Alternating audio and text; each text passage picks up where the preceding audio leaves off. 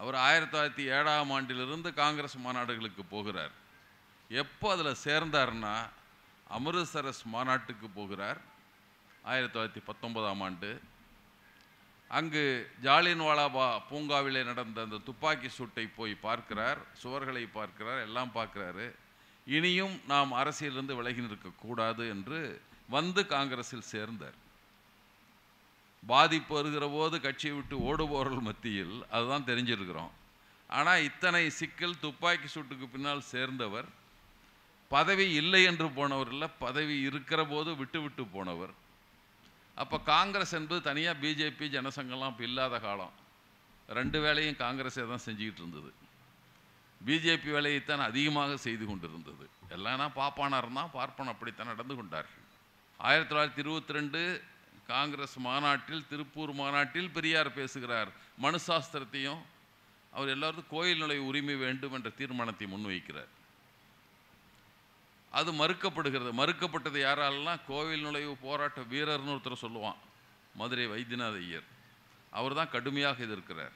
வெள்ளுடை வேந்தரை, 10,000 ரூபா கொடுத்த வேந்தரை, mayor வேந்தரை, வெள்ளுடை வேந்தர்னா mayor வெள்ளுடை வேந்தர், சேம்பர் ஆஃப் காமர்ஸ் தலைவர் வெள்ளுடை வேந்தர், மில் உரிமையாளர் வெள்ளுடை வேந்தர், 10,000 அன் கொடுத்த வெள்ளுடை வேந்தர் கீழே உட்கார வைக்கிறான். அவர் கணக்கு பிள்ளை போகிறான். 6 ரூபா சம்பளம்னு சொல்கிறாங்க. அப்போ உனக்கு மாத சம்பளம் 6 ரூபா. 6 ரூபா வாங்குகிற கணக்கு பிள்ளை மேலே கூட்டிகிட்டு போயிட்டான். ஏன்னா அவர் ஐயர். அப்போதே அதிலேயே பார்ப்பனெல்லாம் சேர்ந்து கேட்கிறார்கள், உங்கள் மத விஷயங்கள் தலையிட மாட்டேன்னு ஒப்பந்தம் கொடுங்குறான். அவன் இந்த மக்களை நன்னமாக வச்சுருப்பேன், கடுமையான வரி போட்டு சுரண்ட மாட்டேன்லாம் கேட்கல, மத விஷயங்கள் தலையிட மாட்டேன் என்று சொல்லுங்கள். அப்படி ஒரு உறுதிமொழியை கொடுத்தது பிரிட்டிஷ் அரசு. விக்டோரியா மகாசாசனம் என்று சொல்லுவார்கள். ஒரு சிறிய இயக்கம் எடுத்த போராட்டம் சட்ட திருத்தத்தில் முடிந்தது. அப்போ அந்த போராட்டத்தின் எதையெல்லாம் எடுத்துக்கொண்டார் என்பதை நாம் நினைத்து பார்த்தால் இன்றைய சூழலோடு பொருத்தி பார்க்க முடியும். பெரியார் ரெண்டையும் சொன்னார். ஒன்று வகுப்புரிமை போராட்டம், இன்னொன்று வடவர் சுரண்டல் எதிர்ப்பு போராட்டம். இன்னொரு பக்கம், ரெண்டாவது பக்கம், இந்த பக்கம் நடந்தது. கோபியில் எங்கள் தோழர்கிட்ட சொல்லிகிட்டே இருக்கேன், பீஃப் பிரியாணி கடை, பெரியார் பிரியாணி கடை வச்சுருக்காரு.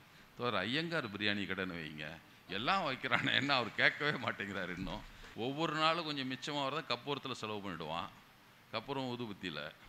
வாரம் மிச்சமானதை விரதத்தில் செலவு பண்ணிவிடுவான், மாதம் மிச்சமானதை அமாவாசையில் செலவு பண்ணிவிடுவான், வருஷம் மிச்சமானதை பண்டிகையில் செலவு பண்ணிவிடுவான், பல வருஷம் சேர்த்துல கல்யாணம் கருமதியில் செலவு பண்ணிவிடுவான். எங்கேயா மீதி வச்சுருக்கான் நம்மால், எங்கே விடுறான் அவன்? நான் சொல்லுவது அடிக்கடி சொல்லுவேன், சிந்திக்காத மடையனுக்கும் சிந்தித்ததை செயல்படுத்தாத அறிவாளிக்கும் வித்தியாசமே கிடையாது. அவன் முட்டாள், சிந்திக்கிறதே இல்லை. அறிவாளி சரின்னு தெரியுது, ஆனால் எங்கள் வீட்லிங்க, எங்கள் தெருவுலிங்க, எங்கள் ஜாதி இல்லைங்க, எங்கள் ஊர்லிங்கன்னு சொல்லிட்டு பண்ணுறதில்ல. இந்த 100 ஆண்டுகளில் என்ன நடந்தது? இதுதான் சுயமரியாதை இயக்கம், இதுதான் திராவிடர் இயக்கம். இது ரெண்டு செஞ்சது தான் ரெண்டும். இந்த மாற்றத்தை என்ன மேலேருந்து என்ன கடவுளாக அருள் பலித்தர? சுயமரியாதை இயக்கத்தின் 100ஆண்டு விழா என்றால் அதில் எதையை பேசுவது என்று அறியாத வண்ணம் சுயமரியாதை இயக்கத்தின் சாதனைகள் ஏராளம் என்பதை பலரும் பலபட சொல்லியிருக்கிறார்கள், பல கோணத்தில் சொல்லியிருக்கிறார்கள். அது தொடக்கத்தில் சுயமரியாதை உணர்வு என்பதை, பெரியாரும் ஒரு அரசியல் கட்சியிலிருந்து வெளியே வந்தவர். அரசியல் கட்சியிலிருந்து அவர் வருகிற போது ஒன்றும் எனக்கு சீட்டு கொடுக்கல என்றெல்லாம் வரவில்லை. தமிழ்நாடு காங்கிரஸ் கமிட்டி பொதுச் செயலாளர் இருந்து தான் வெளியே வந்தார். அந்த காங்கிரஸில் சேருகிற போது கூட அவர் 1907ஆம் ஆண்டிலிருந்து காங்கிரஸ் மாநாடுகளுக்கு போகிறார். எப்போ அதில் சேர்ந்தார்னா அமிர்தசரஸ் மாநாட்டுக்கு போகிறார் 1919ஆம் ஆண்டு. அங்கு ஜாலியன்வாலா பூங்காவிலே நடந்த அந்த துப்பாக்கி சூட்டை போய் பார்க்கிறார், சுவர்களை பார்க்கிறார், எல்லாம் பார்க்கிறாரு. இனியும் நாம் அரசியலிருந்து விலகி நிற்கக்கூடாது என்று வந்து காங்கிரஸில் சேர்ந்தார். பாதிப்பு வருகிற போது கட்சியை விட்டு ஓடுபவர்கள் மத்தியில் அதுதான் தெரிஞ்சிருக்கிறோம். ஆனால் இத்தனை சிக்கல், துப்பாக்கி சூட்டுக்கு பின்னால் சேர்ந்தவர், பதவி இல்லை என்று போனவர் இல்லை, பதவி இருக்கிற போது விட்டு விட்டு போனவர். சில கொள்கைகளை மனதில் தேக்கி, அது மக்களுக்கான கொள்கைகளை மனதில் வைத்து அதை மக்களிடம் எடுத்து சென்று பேசி ஒரு கருத்துருவாக்கத்தை உருவாக்கினார். ஒரு கருத்துருவாக்கம் தான், சாதனைகளாக இருந்திருக்கிறது, மலர்ந்திருக்கிறது. ஆனால் அவர் செய்த அத்தனையும் கருத்துருவாக்கம் தான், மக்கள் மனதில் மாற்றங்கள் தான். என்னென்ன மாற்றங்கள் என்ன நிகழ்ந்திருக்குதுன்னு பலரும் சொல்லியிருக்கிறார்கள். நான் எப்போதும் சொல்லுவேன், நம்முடைய நிலை என்னவாக இருந்திருக்கிறது என்பது அப்போது சுயமரியாதை இயக்கம் போன்ற இயக்கங்கள் வருவதற்கு முன்னால் தோழர் கூட தமிழ்நாட்டில் காந்தி என்ற நூலிலிருந்து சில செய்திகளை சொன்னார். காந்தி எப்படி நடத்தினா, பெரியாரும் சொல்லியிருக்கிறார். நான் காங்கிரஸ் இருந்தபோது என்ன நடந்தது, பெரிய குளத்திற்கு நான் போனேன் பரப்புரைக்கு. அந்த மாவட்ட செயலாளர் வீட்டுக்கு அழைத்து செல்லப்பட்டோம். இவர் தமிழ்நாடு காங்கிரஸ் கமிட்டி தலைவர் மாவட்ட செயலர் வீட்டுக்கு போகிறாரு. மாவட்ட செயலர் வீட்டு திண்ணையில் வைத்து சோறு போடுகிறார். இவருக்கும் திரிகூட பிள்ளைன்னு ஒரு பேர், அவர் 2 பேரும் போகிறோம். எங்களுக்கு போட்டார்கள். சரி போட்டாங்க, ஒரு வேளை சாப்பிட்டு போய்டுவோம்னு நினைக்கல. மதிய உணவு அங்கே தான். காலையில் சாப்பிட்ட இலை இருக்கிற போதே பக்கத்தில் இலை போட்டு எங்களுக்கு உணவு படைத்தார்கள். இரவும் அங்கே தான் 2 இலையும் இருந்தது, அதில் உட்காந்து சாப்பிட்டு வந்தோம். ஈக்கள் மொய்த்து கொண்டிருக்க எறும்புகள் ஊரெல்லாம் சொல்லுவார், அவர் எழுதியிருக்கிறார். இந்த அவமானங்களை சகித்து கொண்டு அந்த கட்சியில் இருந்தோம் என்பதற்கு ஏதேனும் நன்மை விளையாதா என்பது ஒரு நோக்கம். விளையவே விளையாது என்று தெரிந்த பின்னால் வந்துவிட்டார். அப்போ காங்கிரஸ் என்பது தனியாக பிஜேபி ஜனசங்கம்லாம் இப்போ இல்லாத காலம். 2 வேலையும் காங்கிரஸே தான் செஞ்சுக்கிட்டு இருந்தது. பிஜேபி வேலையைத்தான் அதிகமாக செய்து கொண்டிருந்தது. எல்லாம்னா பாப்பானாக இருந்தால் பார்ப்பன் அப்படித்தான் நடந்து கொண்டார்கள். அப்போ ஒவ்வொரு நேரத்திலும் அவர் 50 விழுக்காடு இடங்களை பார்ப்பனர் அல்லாத அவருக்கு ஒதுக்குங்கள், இதுதான் அவருடைய கோரிக்கை. பார்ப்பனராக தானே எல்லாத்தையும் சேர்த்து 50 இடம் கொடு. தமிழ்நாட்டில் 69 இப்போ நினைக்கிறோம். அவர் கேட்டது 50 தான், கோரிக்கை வைத்தது 50 தான்.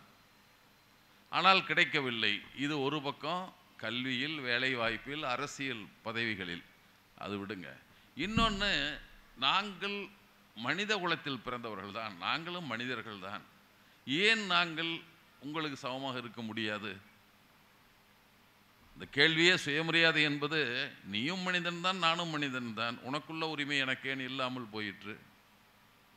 நீயும் மானுட பிறவிதான் நானும் மானுட பிறவிதான், ஆணான உனக்குள்ள உரிமைகள் பெண்ணான எனக்கேன் இல்லாமல் போயிற்று.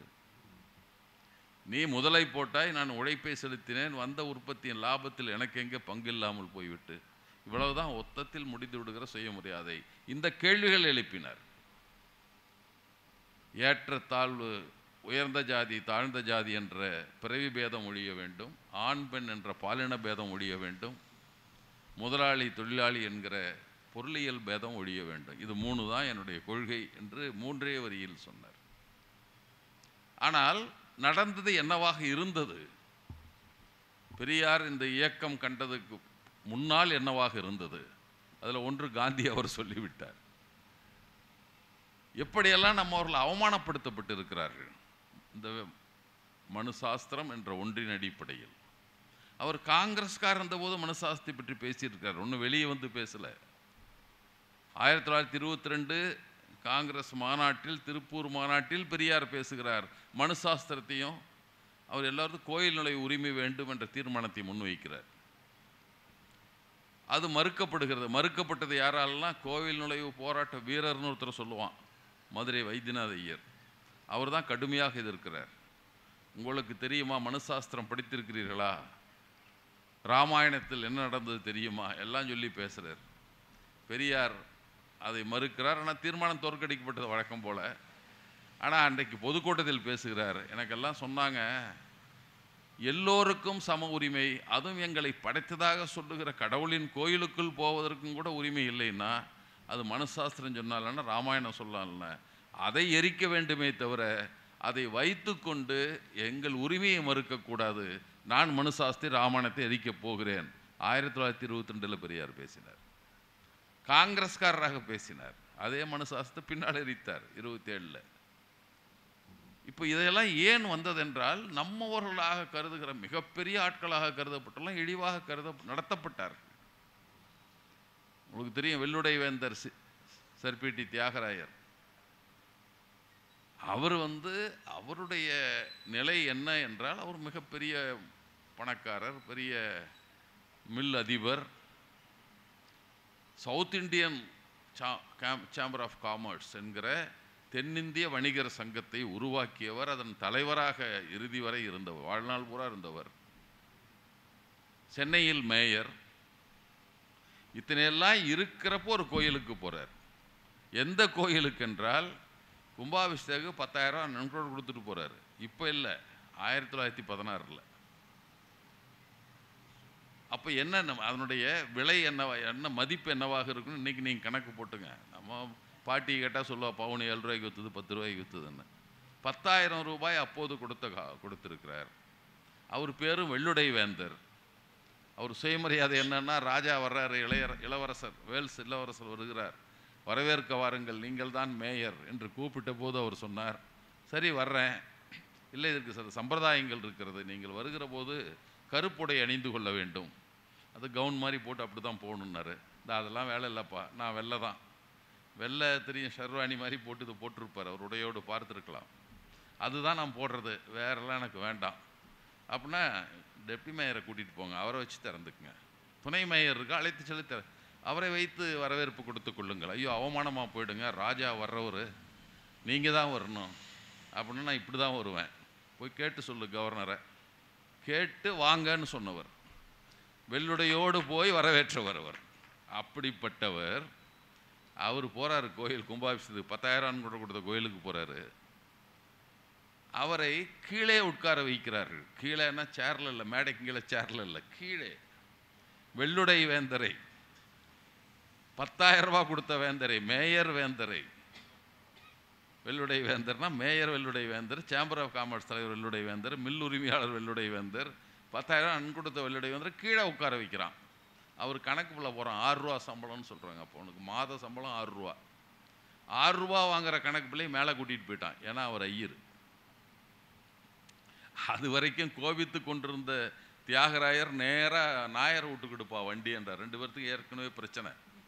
எப்போனா கார்பரேஷன் கூட்டத்தில் அவர் கோயில் குளத்தை தூர் எடுத்து தண்ணி விடலாம் அப்படிங்கிறாரு. டிஎம் நாயர் உடியா, அவர் நாத்திகர். டிஎம் நாயர், இது எதுக்குங்க, குழந்தைங்க விளையாடுறதுக்கு இடமே இல்லை, 5-6 ஏக்கர் அந்த குளம், மண்ணை போட்டு மூடிட்டு பூங்கா வாக்குனா குழந்தைங்களாம் விளையாடுங்கிறாரு. அடா பாவின்னாராம் கூட்டத்திலேயே, அடா பாவி, கோயில் குளத்தை மூட சொல்கிறீன்னாரா. அதுலேருந்து பேசுறது இல்லை அவர்கிட்ட. அவர் வீட்டுக்கு கூட அவர் தாண்டா கரெக்டு, பாப்பான சரியாக அவர் தான் தெரிஞ்சிச்சு, அவரு அவர் வீட்டுக்கு. அதற்கு பின்னால் தான் பார்ப்பனலாதர் இயக்கம் வந்தது. அப்போ நம்முடைய எவ்வளவு பெரிய தலைவரை இந்த சமுதாயத்தில் பெரும் பார்ப்பனலாதர் இயக்கம் ஒரு தொடக்கமாக இருக்கலாம், ஆனால் ஒரு வெடிப்பாக அது வெளியே வந்தது. அதுக்கப்புறம் தான் காங்கிரஸ்காரன் ஒரு அமைப்பு தொடங்கினான், அவனும் இடஒதுக்கீடு கேட்டான். 1917 அவனும் தொடங்குறான், சென்னை மாகாண சங்கம். அப்படியே இருக்கட்டும், இதையெல்லாம் செய்த அந்த இயக்கம் அதற்கு பின்னால் அதன் தொடர்ச்சி தான். இங்கே ராஜா இவர் R K Shanmugam Chettiar, sir R K Shanmugam Chettiar, இந்தியாவுக்கெல்லாம் அங்கங்கே இது கூட்டம் நடக்கும், பொருளாதார கூட்டங்கள், இந்தியாவின் சார்பாக வெளிநாட்டுக்கு போகணும். இந்திய பிரதிநிதியாக போனவர் 2 பேரும் தமிழ்நாட்டுக்காரன் தான். ஒன்று ஆர்கே சண்முகம் செட்டியார், இல்லைன்னா சரே ராமசாமி முதலியார். 2 பேர் தான் பொருளாதார மாநாடுகளுக்கு போகிற பெரிய பொருளியல் அறிஞர்களாக இருந்தார்கள். அப்போ ஒட்டாவா மாநாடு என்பதை உலகம் பூரா பேசி அந்த ஒரு சரிவு, பணச்சரிவு, முதல் உலக போரின் தொடர்புக்குள்ள அதுக்கெல்லாம் போனவர் இவர் தான், சர் ஆர்கே சண்முகம் செட்டியார். அவர் யார் என்றும் தெரியும், நேருவுக்கும் தெரியும், அவன் நீதி கட்சிக்காரன், நமக்கு எதிரான கருத்துள்ளவன்னு தெரியும். ஆனால் தன்னுடைய அமைச்சரவையில் அமைச்சராக்கினார், நிதி அமைச்சராக்கினார். முதல்ல தற்காலிக அமைச்சரவையில் அவர் நிதி அமைச்சராக்கப்பட்டார். அவ்வளவு பெரிய ஆள் பழனி கோயிலுக்கு போன வெளியே நிறுத்திட்டான். எண்ணெய் ஆட்டுவது இழித்தொழில் என்று மனுசாஸ்திரம் சொல்லுது, நீ வாணிய ஜாதி உள்ள வராதுன்ட்டான். யாரை? இந்த நாட்டினுடைய முதல் நிதி அமைச்சரை, இந்த நாட்டினுடைய பெரிய பொருளியல் அறிஞரை, இந்தியாவுக்கும் பாகிஸ்தானுக்கும் உள்ள ஸ்டெர்லிங் பேலன்ஸ் என்று சொல்லுவார், வரவு செலவை நேரு பண்ணுறது, 2 பிரிவினை ஆன பின்னால். அதுக்கு நேரு சொன்னார், என்னை ஏன் தொல்லை பண்ணுற, ஆர்கே சண்முகிட்ட கூப்பிட்டு போங்க, எனக்கு என்ன தெரியும், அவர் தான் போய் முடித்தார். அவர் அப்படிப்பட்ட அறிஞரை வெளியே நிற்கிறான், ஏன்னா மனுசாஸ்திரம் சொல்லிடுச்சான். மனுசாஸ்திரம் சொன்னதுக்காக அவர் கீழே உட்கார வைக்கப்பட்டார், இவர் கோயிலிருந்து வெளியே துரத்தப்பட்டார். இப்படி ஏராளமான செய்திகளை சொல்லலாம். இது எவ்வளவு பெரிய ஒரு மானக்கேடான விஷயம், தன்மானத்துக்கு எவ்வளவு பாதிப்பு. என்னதான் இருந்தாலும் சரி, நீ வந்து எங்கள் சாஸ்திரத்தில் நீ இருந்தனா ஒன்று தான் சரி. அது இப்போ சாஸ்திரமாக இருந்தது, சட்டமெல்லாம் இருந்தது. 1935 ஒரு சட்டம் இருந்தது. இப்போ ஒரு தோழர் சொன்ன மாதிரி இப்போ நமக்கு ஒரு சட்டம் இருக்க மாதிரி அப்போ ஒரு சட்டம் இருந்தது. எல்லா நேரத்திலும் அவர்கள் நம்முடைய மூடத்தனத்தை பயன்படுத்தி இவங்களுக்கெல்லாம் பெரிய ஆள்லாம் தான் நான் சொன்னால் கேட்பான் இந்த மடையெல்லாம், இதெல்லாம் ஆட்டு மந்தை நான் தான் மேய்க்கிறவன் என்பதை போல இருந்து 1857 சிப்பாய் கழகம் முடிந்து அதுவரை ஈஸ்ட் இந்தியா கம்பெனிகிட்டு இருக்கு, கிழக்கிந்திய கம்பெனியார் தான் நம்ம ஆட்சி செய்தார்கள். பிரிட்டிஷார் பண்ணல.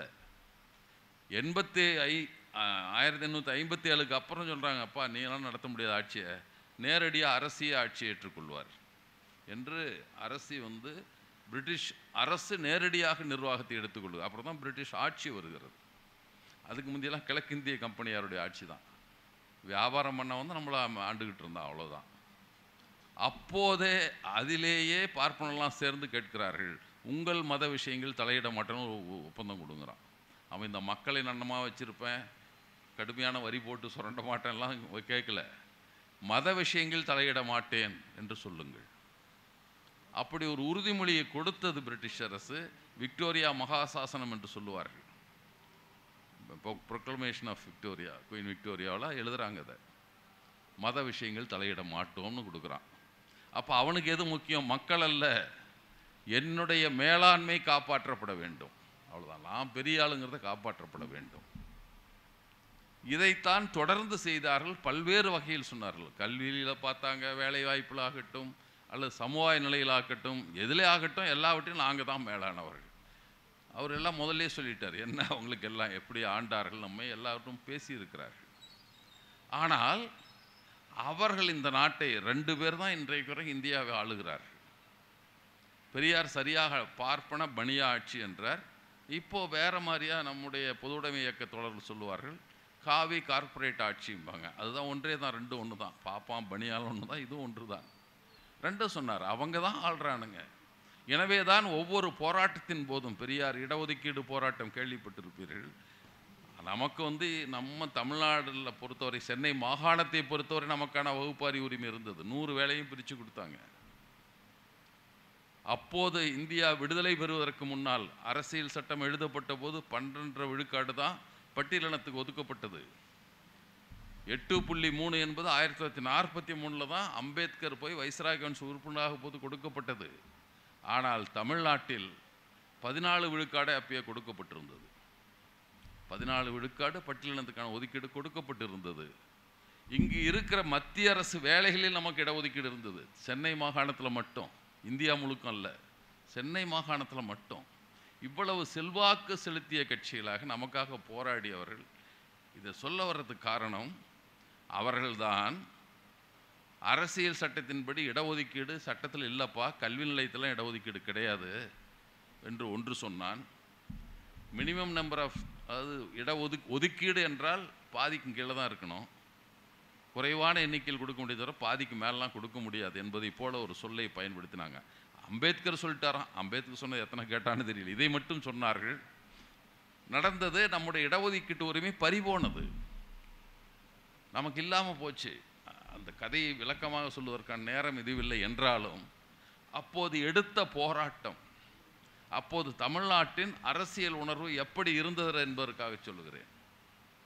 பெரியார் போராட்டத்தை அறிவித்தார், முன்னெடுத்தார், பேசினார், மக்களை திரட்டினார். பெரியாரிடமிருந்து அப்போதுதான் பிரிந்து போயிருந்த திராவிட முன்னேற்ற கழகம் பெரியாருக்கு பின்னால் நடந்தது. பெரியாரின் போராட்டத்திற்கு நாங்கள் துணை இருப்போம். காங்கிரஸில் பாதி பேர் காமராஜர் மேல் பெரியார் போராட்டத்துக்கு ஆதரவாக இருந்தார். காங்கிரஸ்லேயே பாதி பேர் பெரியாரோடு நின்று போராடினார்கள். எல்லாரும் போராடினார்கள். போராட்டத்தை ஆரம்பித்தது அல்லது தலைமை தாங்கிய கட்சி பெரிய கட்சி அல்ல, அது இந்தியாவில் ஒரு மாகாணம், அதில் இருக்கிற அரசியல் கட்சி கூட இல்லை, ஒரு இயக்கம். அதுவும் பெரிய இயக்கம் அல்ல, மற்றவங்களாம் கணக்கு போட்டு பார்த்தா 4வது 5 இடத்துல இருந்திருக்கலாம். ஒருவேளை ஒரு சிறிய இயக்கம் எடுத்த போராட்டம் சட்ட திருத்தத்தில் முடிந்தது. அப்போ அந்த போராட்டத்தின் எதையெல்லாம் எடுத்துக்கொண்டார் என்பதை நாம் நினைத்து பார்த்தால் இன்றைய சூழலோடு பொருத்தி பார்க்க முடியும்.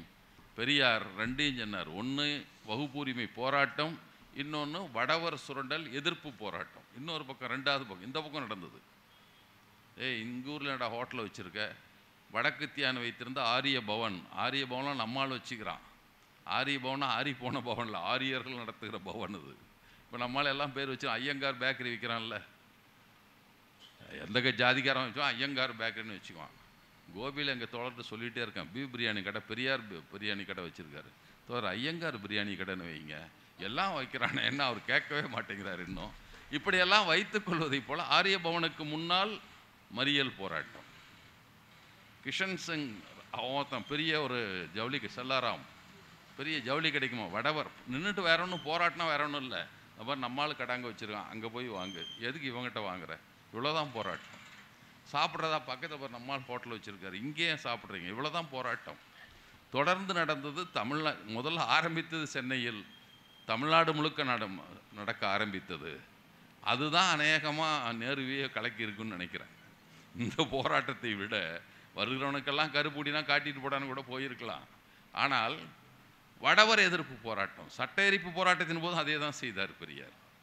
சட்ட எரிப்பு போராட்டத்தின் போதும் வடவர் எதிர்ப்பு, ரெண்டையும் சேர்த்து செஞ்சாதான் நம்ம போராட்டம் வெற்றி பெறும். சும்மா அதை மட்டும் நம்ம பண்ணிட்டு தான் எதிர்ப்படாது என்று சொன்னதை இப்போது நம்முடைய முதல்வர் அதை செய்து கொண்டு தான் இருக்கிறார். வடவர் எதிர்ப்பு என்பதை தொடங்கி வைத்தது மட்டுமல்ல, எல்லாத்தையும் கொண்டு போயிட்டு இருக்காரு. அதையும் நாம் பார்த்து கொண்டு இருக்கிறோம். எப்போ நம்ம இருமலை கொள்கை எப்போ நமக்கு வந்தது? சொன்னார்ல, சிவசேனா பேசிட்டு இருந்ததில் அவன் பேசிகிட்டு இருக்கான். கடந்த 2017 சித்தராமையா முதல்ல சேர்ந்தபோது சட்டமன்றத்தில் பேசினார். அவர் சொன்னார் ஹிந்தி எதிர்ப்பு என்பதை அறிவித்தார், இருமொழி கொள்கை என்பதை அப்போது பேசினார். ரயிலில் இருக்கிற இந்தி எழுத்தெல்லாம் அழியினார், மெட்ரோ ட்ரெயினில். அது வேணா ஒன்றிய அரசனுடைய ரயில்வே, இங்கே ஓடுற மெட்ரோவில் நாம் பாதி பணம் போட்டிருக்கோம், அழியான்னார். நாம் போராட்டமாக செய்தோம். அவர் அரசாணை போட்டார் சித்தராமையா, இந்தி எழுத்துக்களை அழியுங்கள். சட்டமன்றத்தில் சொன்னார், தமிழ்நாட்டை விட நாம் 50 ஆண்டுகள் பின்தங்கி இருக்கிறோம், 67லே பண்ணிட்டாங்க, நம்ம இப்போ தான் 2017 பேசுகிறோன்னாரு. அதற்கப்புறம் போய் இப்போ பேசிகிட்டு இருக்காமா. ஒவ்வொரு ஊர்லேயும் வங்காளத்தில் எப்போதும் பேசினார்கள், நடைமுறைக்கு வந்தது இல்லைங்கிறது. வங்காளத்தில் இந்தி எதிர்ப்பு இருந்தது, ஆனால் அது பலன் பெறத்தக்க அளவுக்கு நடவடிக்கைகள் இல்லை. இப்போ மராட்டியத்தில் வந்திருக்கிறது. நம்ம தான் ஒவ்வொன்றா கொண்டு போயிட்டுருக்கோம். இங்கிருந்து ஒன்றிய அரசுக்கு எதிரான குரல் எழுப்புவது தமிழ்நாட்டிலிருந்து தான். அது சுயமரியாதையின் தொடர்ச்சி. சுயமரியாதை என்பது எங்களுக்கு ஏண்டா இல்லை என்று கேட்பது தான். அதை கேட்பதற்கு அஞ்சி கொண்டிருப்பவர்கள், தயங்கி கொண்டிருப்பவர்கள். ஒன்று சுயமரியாதை இயக்கம். இன்னொரு வகையில் மத சடங்கிலிருந்து மக்களை பிரித்தெடுக்க வேண்டும். மதம்னு சொல்லி நம்ம செய்த சடங்குகளாலே நம்ம அழிந்து போகணும். உங்களுக்கு 1974 பெரியார் இறந்ததுக்கு அடுத்த ஆண்டு ஒருத்தருக்கு நோபல் பரிசு கொடுத்தார்கள். குன்னர் மிர்தால்னு ஒருத்தர். அவர் ஏஷியன் ட்ராமா அப்படின்னு அந்த புத்தக தலைப்பு, ஆசிய நாட்டினுடைய அது என்ற வறுமையை பற்றி, தேசங்களின் வறுமையை பற்றி ஆய்வு, அதுதான் அவருடைய இது. அதற்காக அவருக்கு பரிசு, நோபல் பரிசு. சிறந்த பொருளாதார அறிஞர். என்ன வேற ஒன்றும் பெருசாக சொல்ல, சடங்குகளாலே நாசமாக போகிறான், அதுதான் பொருளாதார வளர்ச்சி காரணம்னு சொன்னார். ஒரே ஆய்வு மொத்தமாக சுருக்கமாக சொன்னால் அவ்வளோதான். சடங்குகள் என்ற பெயரால் இங்கு ஆசியாவில் இருக்கிற நாடுகள் செய்கிற செலவு ஏராளம். அவர்கள் முதலீட்டுக்கு பதிலாக இப்படிப்பட்ட செலவுகளே தங்கள் பணத்தெல்லாம் செலவு பண்ணுறான். இதுதான் அவர் சொன்னது. ஒரு ஸ்வீடன் நாட்டுக்காரர் இந்தியாவை பற்றி எழுதுகிறார், இந்தியாவை பற்றி இல்லை, ஆசியாவை பற்றி. அதுதான் பெரியார் காலம்பூரா சொல்லிகிட்டு இருந்தார். அவர் வேடிக்கையாக கூட சொல்லுவார், சாமி கும்பிடுனா அது என்ன வெளிச்சமாக இதில் கற்பூரம் பற்ற வைப்பான். அவர் இன்னொரு வேடிக்கையாக கூட இடத்துல பேசியிருக்கிறார், ஒவ்வொரு நாளும் கொஞ்சம் மிச்சமாக வரதை கற்பூரத்தில் செலவு பண்ணிவிடுவான், கற்பூரம் ஊதுபத்தியில். வாரம் மிச்சமானதை விரதத்தில் செலவு பண்ணிவிடுவான், மாதம் மிச்சமானதை அமாவாசையில் செலவு பண்ணிவிடுவான், வருஷம் மிச்சமானதை பண்டிகையில் செலவு பண்ணிவிடுவான், பல வருஷம் சேர்த்தில் கல்யாணம் கருமதியில் செலவு பண்ணிவிடுவான். எங்கேயா மீதி வச்சுருக்கான் நம்மால், எங்கே விடுறான் அவன்? இதை நிறுத்தினாலே போதும் பொருளாதாரத்தில் முன்னேறி விடுவார்கள் நம்ம ஆட்கள். இதைத்தான் அவர் இங்கிலீஷில் எழுதிட்டார், அவ்வளோதான் வித்தியாசம். அதுக்கு தான் நோபல் பரிசு கொடுத்தான் அவருக்கு. இதைத்தான் மதத்தின் பெயரால் மடையர்களாக்குவது மட்டுமில்லை, நீங்கள் பொருளாதாரத்திலும் தாழ்ந்து கிடப்பதும் முன்னேறாமல் கிடப்பதற்கு காரணம்னார். கொஞ்சம் நம்மளால் உஷாராயிட்டான். இப்போ மோட்டர் சைக்கிளை போய்ட்டு இப்படின்ட்டு போயிடுறாங்கல்ல, அது ஒரு முன்னேற்றம் தான். அப்படி தான் போயிட்டுருக்கிறது. மாறிக்கொண்டு இருக்கலாம், ஆனால் அந்த மேலாண்மையை வைத்து கொண்டு தான் நம்ம இன்னும் ஆதிக்கம் சொன்னான். சாமி சொன்னால் சரியாக தான் இருக்கும்ல, ஐயர் சொன்னார்னா இருக்குன்னு நம்மால் கேட்குற பழக்கத்தை இன்னும் வைத்து கொண்டு இருக்கிறோம். இப்போ இதையெல்லாம் நம்மிடம் சொல்லுவதற்கு பெரியார் என்ன பெரிய அறிவாளியா? இனி ஜிடி நாயுடு பற்றி பேசிகிட்டு இருக்கோம். எப்பவுமே கல்வி புரியாதவர்கள் தான் ஆழமாக சிந்திக்கிறாங்க. கல்வி குறைந்த கல்வி பெற்றவர்கள் அல்லது கல்வியே இல்லாதவர்கள் தான் நல்லா ஆழமாக சிந்திக்கிறான். நம்மளால் புத்தகத்தை எடுத்து திருப்பி திருப்பி பார்க்குறோம், ஏதாவது சொல்யூஷன் அங்கே இருக்குமான்ட்டு. அவர்கள் தான் சரியாக சிந்திக்கிறார். அப்படி தான் ஜிடி நாயுடு வந்தார், பெரியார் வந்திருக்கிறார். பெரியார் சொன்னார், நான் ஒன்றும் பெரிய அறிவாளெல்லாம் கிடையாதுயா, நான் யோசிக்கிறேன், இது நல்லா இருந்தால் எப்படி இருக்குன்னு யோசிக்கிறேன், இப்படி இருந்தால் நாடு என்ன நானே யோசித்தேன், அதான் உங்ககிட்ட சொல்கிறேன். எனக்கு யோசிக்கிற சக்தி இருக்குது, அனுபவம் இருக்குது, அதை வச்சு யோசிக்கிறேன். உங்களுக்கும் அதே இருக்குது. நான் சொல்கிறதெல்லாம் அப்படி எடுத்துக்காத. எந்த ஒரு தலைவனும் சொற்பொழிவின் தொடக்கத்திலும் இறுதியிலும் நான் சொல்லுவதை நம்பாதே, சொல்லுவதை வாங்கிக்க காதில், போய் யோசனை பண்ணு. இந்த இவன் சொன்னானே நிஜமாக இருக்குமா, பொய் சொல்லிட்டு போயிட்டானா என்னன்னு யோசி. சரின்னு பட்டால் நடைமுறைப்படுத்து.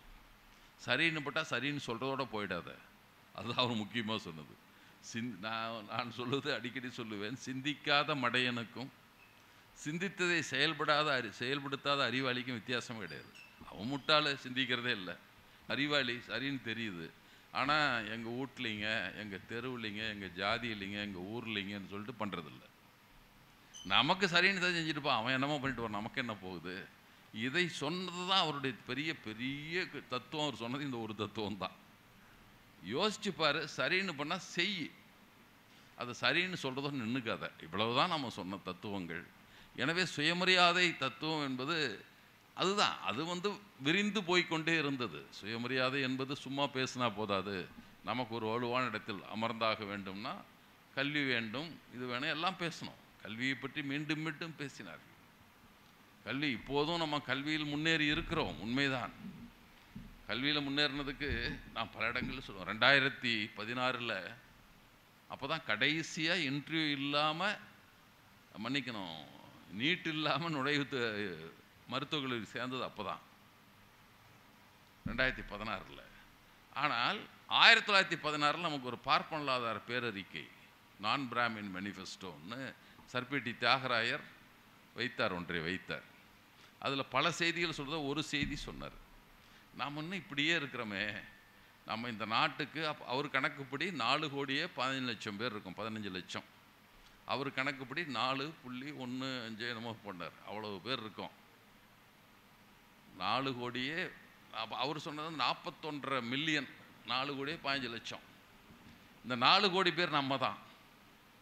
நாம் தான் இந்த 4 கோடி பேர் தான் உழைக்கிறோம். உழைப்பிலிருந்து உற்பத்தியை செய்வது நாம் தான். அந்த உற்பத்தியின் வழியாக அரசுக்கு வரி கொடுக்கறது நாம தான். இந்த நாம் மக்களுக்கெல்லாம் உற்பத்தி செய்து பொருள்களை கொடுப்பது நாம் தான். ஆனால் நமக்கு எந்த உரிமையும் இல்லை. இந்த 15 லட்சம் பேர் ஒன்றுமே பண்ணுறதில்லை. ஆனால் அவன் அந்த நாட்டை ஆண்டுகிட்டு இருக்கான். அதை அவர் அறிக்கையில் சொல்லிவிட்டு சொல்லுவார், ஒரு கணக்கு, அது ஒரு பின்னால் சீஃப் செக்ரட்டரியாக இருந்தால் ஒருத்தர் எழுதுனது. அது அவர் ஒரு அறிக்கை கொடுக்குறார் பிரிட்டிஷ் அரசுக்கு. அதில் சொல்கிறார், அலெக்சாண்டர் கார்டின்னு ஒருத்தர், அவர் சொல்கிறாரு, ஒரே ஒரு எடுத்துக்காட்டு மட்டும்தான். அப்போ ஐசிஎஸ்ன்றது ஐஏஎஸ் மாதிரி தேர்வு எழுதலாம், தேர்ச்சி பெறுவதற்கு 16 பேர் ஐசிஎஸ் ஆகியிருக்கான் சென்னை மாகாணத்தில். 1892 தான் இந்தியர்களும் ஐசிஎஸ் ஆகலான்னு அனுமதி கொடுத்தான். 1914 வரைக்கும் கணக்கு சொல்கிறார். 1892 2014 வரை, 1914 வரைக்கும் 16 பேர் ஆகியிருக்கான். 15 பேர் பார்ப்பான். ஒருத்தன் நம்மால் நினச்சிக்காதீங்க, அது வேறு சமயத்தை சார்ந்தவன், அவனை கிறிஸ்டியன், அவன் அவ்வளோதான். பார்ப்பன அல்லாதார், இந்துக்களில் பார்ப்பன அல்லாதார் யாருமே இல்லை அதில். அப்படியே 2016 பாருங்கள், நான் சொன்ன மருத்துவக் கல்லூரியிடம் சேர்க்கைன்னு 17 பேர் தான் 200க்கு 200 வாங்கி அதில் சேர்ந்தான். மருத்துவக் கல்லூரியில் 17 பேர் தான் 200க்கு 200 வாங்கினவன். 200க்கு 200 வாங்கினவனில் 15 பேர் பிசி, எஸ்சி, பிசிஎம், முஸ்லீம் எல்லாமே எடுத்தான். 2 பேர் உயர் ஜாதின்னு நினச்சிக்காதீங்க. ஒருத்தர் திராவிடன், ஒரு பையன். இடஒதுக்கீடு கிடையாதுல்ல, முஸ்லீமு, அப்பா முஸ்லீமு, அம்மா கிறிஸ்டியனு. அப்போ இடஒதுக்கீடு இல்லை. திராவிடன் அந்த பையன் பேர், அவன் தெரிஞ்சுக்கலாம் நீங்கள். இன்னொருத்தனும் கூட பாப்பான் இல்லை, சைவப்பில்லை. 15 இந்துக்களுக்கு 15 இடத்தையும் பார்ப்பனர்கள் பிடிச்சது 1916. 2016 17 நம்மாளுங்கிறது 2017. இந்த 2016 இந்த 100 ஆண்டுகளில் என்ன நடந்தது? இதுதான் சுயமரியாதை இயக்கம், இதுதான் திராவிடர் இயக்கம். இது 2 செஞ்சது தான் 2ம். இந்த மாற்றத்தை என்ன மேலே இருந்து என்ன கடவுளா அருள் பலித்தாரா? மந்திரகாளியா போட்டார்? இல்லை. அது திராவிடர் இயக்கம், சுயமரியாதை இயக்கம், மக்களிடம் எடுத்து சென்ற முறை, கல்வியை பற்றி அவர் கொடுத்த அறிவுரைகள், இருபாலாரும் கல்வி கற்க வேண்டும் என்பது, இருபாலாரும் பணியில் அமர வேண்டும். அவர் கூட தோழர் ஒன்று சொன்னார், 112 குரூப் 1 சர்வீஸ் அப்போது பண்ணார் கலைஞர் காலத்தில்ன்ட்டு. இப்போ நடந்திருக்கிறது குரூப் 1ல் என்ன நடந்திருக்குன்னு தெரிஞ்சால் வேடிக்கையாக இருக்கும். தேர்ந்தெடுக்கப்பட்டுள்ள 60 விழுக்காடு பெண்களாக இருக்கிறாங்க. போன ஆண்டு இப்போது அவங்க தனி கடிதமாக ரெப்ரசன்டேஷன் கொடுக்குறாங்க. தயவு செஞ்சு ஃபீல்டுக்கெல்லாம் போகிற வேலையில் கொஞ்சம் ஆண்களும் இருந்தால் நல்லா இருக்குங்க. அது குரூப் 1லேருந்து எப்படியாவது மாடிஃபை பண்ணி கொஞ்சம் கொடுங்க குரூப். ஏன்னா ஆர்டிஓ வந்துட்டாருன்னு வச்சிங்களேன், ஆர்டிஓ அளவுக்கு குரூப் 1. குரூப் 2ன்னு போனாக்கா டெப்டி தாசில்தார் இருப்பார், வரைய வருவார், அவர்லாம் அங்கங்கே போகணும் எல்லாம் இருக்குன்னு வச்சுங்களேன். அந்த மாதிரி வேலைக்கு போகிறதுக்கு கொஞ்சம் ஆண்கள் இருந்தால் நல்லா இருக்குன்னு கேட்குற மாதிரி இருந்துச்சு. ஆண்களுக்கு இடஒதுக்கீடு கேட்குற மாதிரி. இந்த பெண் கல்வி என்பது அவ்வளவு அழுத்தமாக நாம் பேசினது மட்டுமல்ல, வெற்றி கண்டு இருக்கிறோம். அதில் வெற்றி கண்டு இருப்பது என்பது எல்லோரும் புரிந்து ஒரு மனநிலை தமிழ்நாட்டில் உருவாகி இருக்கிறது. எதையாவது விற்றாது பசங்களாக படிக்க வைக்கணும், பிள்ளைய படிக்க வைக்கணும், இவ்வளோதான் நம்முடைய சிந்தனையாக இருக்கிறது. எப்படியாவது கொண்டு போய் முதல்ல முனைச்சான் ஒரு ஸ்கூல் ஃபைனல் படித்தா, பள்ளி இறுதி வகுப்பு படித்தால் போதும். அப்புறம் சொன்னால் கல்யாண பத்திரிகையில் போடுறதுக்கு ஒரு டிகிரி வாங்கணும்னு நினச்சவெல்லாம் இப்போ அப்படிலாம் கிடையாது. இப்போல்லாம் பிஜி தான் குறைஞ்சது, அல்லது ஆராய்ச்சி பண்ணி ஆராய்ச்சி. ஏன்னா கரண்ட் சயின்ஸ் ஒரு பத்திரிகை ஒரு இருக்குது, கரண்ட் சயின்ஸ் இதழ், அது விஞ்ஞானத்தை பற்றிய செய்திகளை போடுகிற இதழ். அது அவன் இந்தியாவில் ஆய்வு பண்ணுறான், ஆய்வு பட்டம் பெற்றவர்களை பற்றி. அவன் பிஹெச்டி ஆன விஞ்ஞானி அப்படின்னு நினைக்கிறான். அந்த விஞ்ஞானிகள் எண்ணிக்கை எங்கே அதிகம் இருக்கிறது என்று பட்டியல் எடுக்கிறார். தமிழ்நாட்டில் இருக்குது, ஓரளவுக்கு அதிகமாக இருக்குது, மற்றது இருக்குது. ஆனால் அவன் இன்னொரு கணக்கு எடுக்கிறான், கிராமப்புறங்களை சார்ந்தவர்கள் எத்தனை பேர் என்பதை கணக்கெடுக்கிறான். அதிகமாக இருப்பதும் தமிழ்நாடு தான். கிராமப்புறங்களில் அதிகமாக இருப்பதென்றால் சராசரியை விட 3 மடங்கு அதிகமாக இருக்கிறது தமிழ்நாட்டில் தான். அதிலும் பார்ப்பனர் அல்லாதார் அதிகம்னா ரொம்ப அதிகமாக இருக்கிறது தமிழ்நாட்டில் தான். அந்த வாஸ்குலர் சர்ஜரி என்ற ஒரு இரத்த நாள அறுவை சிகிச்சை, அது முதல்ல தமிழ்நாட்டில் கலைஞர் தான் கொண்டு வந்தார். புரிஞ்சு, இந்தியாவில், தமிழ்நாட்டில் இந்தியாவில் முதல்ல வந்தது இங்கே தான். அமலர் போராதன்னு அடிக்கடி விவாதத்தெல்லாம் வருவார் ஒரு மருத்துவர்.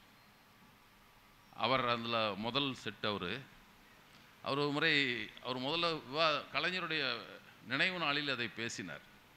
அப்புறம் தோழர் நல்ல நம்ம கருத்து ஆதரவான தோழர் தான். அவரை மருத்துவமனையில் ஒரு மருத்துவமனையின் பொறுப்பாளராக இருக்கிறார். பார்த்தபோது கேட்டேன், தோழர் இந்த மாதிரி பேசினீங்க தோழர், அது விவரங்கள் கொஞ்சம் வேணும் தோழர், வேற எங்கேயும் இல்லையானே? இல்லை தமிழ்நாட்டில் அப்புறம் அங்கே ஆரம்பித்தாங்க, அப்புறம் இப்போ இந்தியா முழுக்க இருக்குங்கன்னாரு. ஆனால் அதில் ஒரு சிறப்பு இருக்கிறது.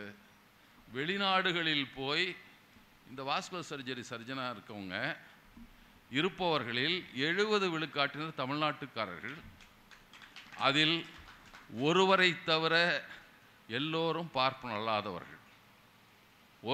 ஒரு பாப்பான் தான் இருக்கான். அதில் வெளிநாட்டில் இருக்கிற வாஸ்குலர் சர்ஜனில் எல்லாம் நம்மளும் தாங்க இருக்கிறாங்க. பூரா பிசி, எஸ்சி, முஸ்லீம் இப்படி தான் இருக்கே தவிர வேறு பார்ப்பனர்கள் இல்லை என்பது சிறப்பு. 2 பேர் தான் இப்போ ஒருத்தன் இல்லைங்க அப்படின்னு சொன்னார் அவர். 70 விழுக்காடு இந்தியாவின் 70 விழுக்காடு மருத்துவர்கள் நம்மவர்களாக இருக்கிறார்கள். அத்தனை பேரும் உழைக்கும் மக்களாய், நம்முடைய பிற்படுத்தப்பட்ட ஒடுக்கப்பட்ட சமுதாயத்தின் பிரதிநிதிகளாக இங்கே இருக்கிறார்கள். அப்போ இந்த மாற்றம் எங்கு வந்தது என்பது தான். சுயமரியாதை இயக்கம் தொடக்கமாக இருக்கலாம், அதன் அரசியல் வளர்ச்சியும் இணைந்து செயலாற்றியதால் தான் இந்த மாற்றங்கள்லாம் ஏற்பட்டது. எனவே இதை நாம் எப்படி நாம் பார்க்க வேண்டும் என்று சொல்லுகிறோம் என்றால், இதனுடைய பெருமைகளை பேசுவது சுயமரியாதை இயக்க நூற்றாண்டில் நம் வேலை இல்லை. ஈட்டி தந்ததை இழக்காமல் இருப்பதான் போராட்டம் இப்படி நடத்திட்டு இருக்கோம். இப்போ போராட்டங்கள்லாம் எனக்கு அதே கோரிக்கை வெற்றி பெறுவதற்கான போராட்டங்களே இல்லை. அப்பா இருக்கிறத ஒழிக்காதப்பா, அது உற்றுப்பான்னு கேட்குறதான் இப்போ எல்லா போராட்டங்களும் நாம் செய்து கொண்டு இருக்கிறோம். அதற்கு அடுத்த கட்டத்திற்கு போக வேண்டும் என்றால் பலன் பெற்றவர்கள், நம்மெல்லாம் பலன் பெற்ற காலத்தில் வாழ்ந்து கொண்டு இருக்கிறோம்.